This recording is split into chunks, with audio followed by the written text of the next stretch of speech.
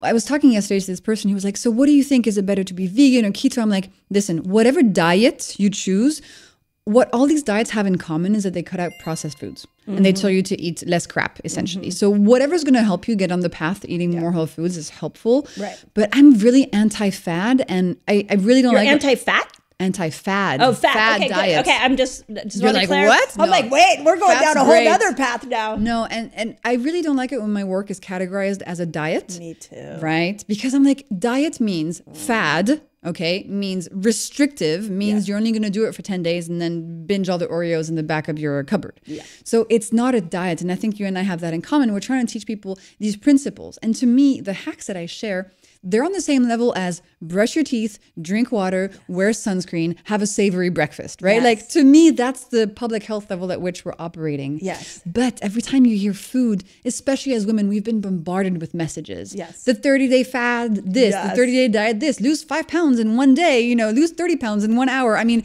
the marketing is wild. Yep. So we really need to go against diet culture that is just trying to make money off your back and teach people physiology, how your body works, so you can get agency and freedom back. Yes.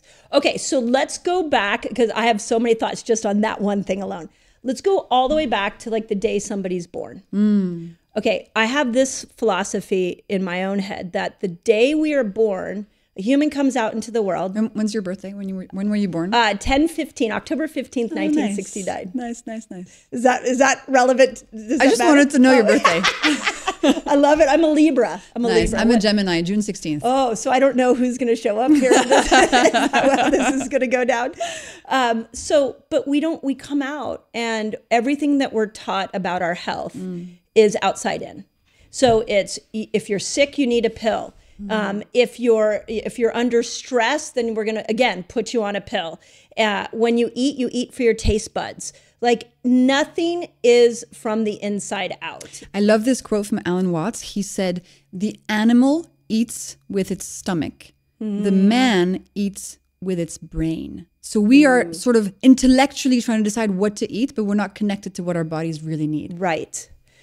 So I love that. And I want to add into that something that I know you're really passionate about, which is our taste buds are now hijacked from chemicals in our food. So the human being born today is in really bad shape because of the food quality mixed with this lack of education on how. So I tell you all that to say, if you were to go back to a newborn baby, a new mom, and you were going to teach this new mom how that baby what's the food philosophy that baby needs to know, what would it be? Okay, I would say the first thing that comes to mind, especially relevant for kids and teenagers, is do not have dessert for breakfast. Breakfast is not dessert time. All of the breakfast food that you see today are total man-made inventions that make a lot of money to the food industry. But this breakfast cereal and the fruit juices and the fruit smoothies and the granola, and that is dessert. Yeah, that is dessert, right? Breakfast is a normal meal. So breakfast should be savory. And then I would also tell this mom, listen, your kid is going to grow up in a world where quote unquote processed and bad junk food is everywhere. So you need to teach your kid to maximize the pleasure they're going to get from the donut, because everybody wants something sweet once in a while, but you have to teach them how to eat that in a way that's going to be less harmful to their health. And the most basic place to start is to say, if you want to eat something sweet, something processed, something junky foody, have it for dessert after a meal, never for breakfast, never on an empty stomach, right? So you're pulling sweet out of the meal. Exactly. I'm taking sweet out of breakfast. Yes. And then I'm saying, if you want to eat something sweet, it should be at the end of a meal for dessert, never on its own, never first thing in the morning, because that way you're getting the dopamine hit, which is this innate reward system. You know, we get a hit of this pleasure molecule when we eat something sweet. That's right. But if we have the sweet thing at the end of a meal, after there's already other foods in our stomach, we're going to reduce the glucose spike from it. And it kind of aligns so perfectly with this concept of we need to give our body more rest from eating, more fasting windows, which is why instead of having, for example, a sweet snack at 4 p.m., which is what I did every day coming home from school, don't do that. Have the sweet thing after dinner or after lunch, not in the middle of the day at random times where the sugar is going to arrive so quickly into your bloodstream and create a spike. Yeah. So when I was in clinical practice and was sitting down really trying to change people's behaviors around food, breakfast was the hardest behavior to change. I know, girl. Because the two things everybody wanted to eat was have a glass of orange juice and a bowl of cereal. Yeah. And when I would say we're going to take that out, I mean, this is how I stumbled upon fasting. I was like, let's just take breakfast all out. You're like, I can't deal.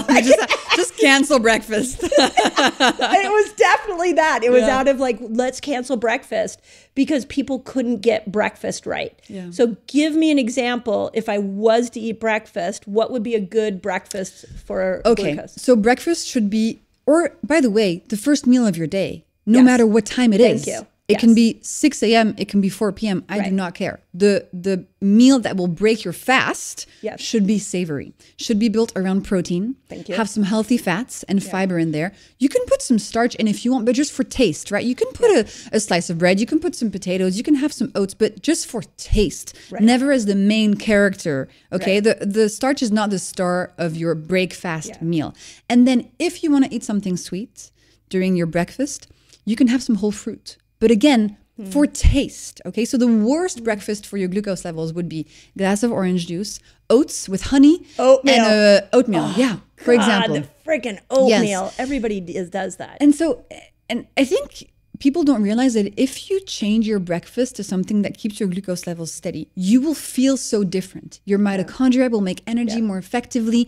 You're going to be less cravings, less tired throughout the day. You're going to have fewer cravings. It will truly transform who you are as a person. It has that deep of an impact. To me, it's, you know, when in the movies somebody walks through the mirror and goes to the parallel universe, it's like you have the sweet breakfast universe where you feel like crap all day, and the savory breakfast universe where you're like, oh my God, my brain is clear. I have energy to do stuff that I want to do.